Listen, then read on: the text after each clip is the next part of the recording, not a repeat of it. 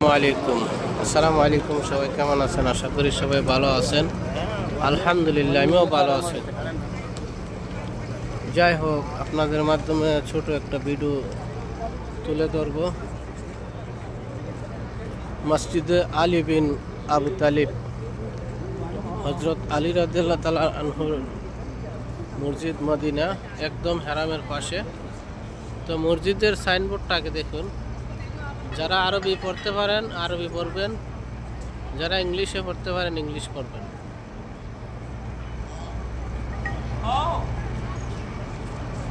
তো দেখা যাক, মসজিদের ভিতরে যাওয়ার চেষ্টা করব এখন ইনশাআল্লাহ। ভিতরে যাব। ভিতরে মূলত ফরজ নামাজ, ওয়াক্তিয়া নামাজ হয় না এখানে, নফল নামাজ সবাই আদায় করে। কারণ ওয়াক্তিয়া নামাজ হয় না, তার কারণ হলো হেরামের একদম পাশে। এই হলো হেরাম শরীফ, পবিত্র মদিনা শরীফ। এর পাশেই প্রায় 100 মিটার 200 মিটার দূরে এই মসজিদটা। এই মসজিদে যার কারণে ওয়াক্তিয়া নামাজ হয় না, ওয়াক্তের নামাজ হয় 5 ওয়াক্ত নামাজ মসজিদে নববীতে পড়ে সবাই। এখানে শুধু নফল নামাজ পড়ে সবাই, কোরআন শরীফ পড়ে, জিকির আজকার করে। দেখুন মসজিদের ভিতরটা। আসসালামু রাহমাতুল্লাহ।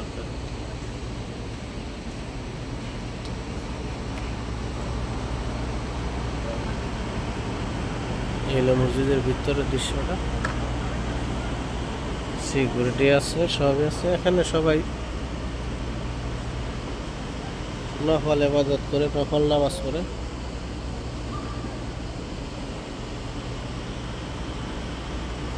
ছোট ছোট ইটের গাঁথা বিল্ডিংটা।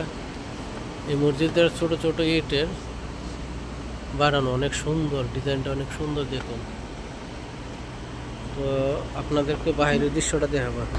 এই হলো মসজিদের বাহিরের অংশ। দেখুন অনেক সুন্দর।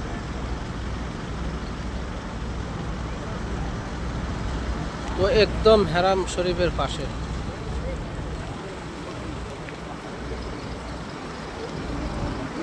এই হলো হারাম শরীফ। তার পাশে মূলত 3টা মসজিদ অবস্থিত। প্রথমে হইল হযরত আলী রাদিয়াল্লাহু তাআলা আনহুর মসজিদ, তারপর হইল হযরত আবু বকর সিদ্দিক রাদিয়াল্লাহু তাআলা আনহুর মসজিদ। এই দেখুন, এই যে মসজিদটা দেখা যাইতেছে হযরত আবু বকর সিদ্দিক রাদিয়াল্লাহু তাআলা আনহুর মসজিদ এটা। আর ওই যে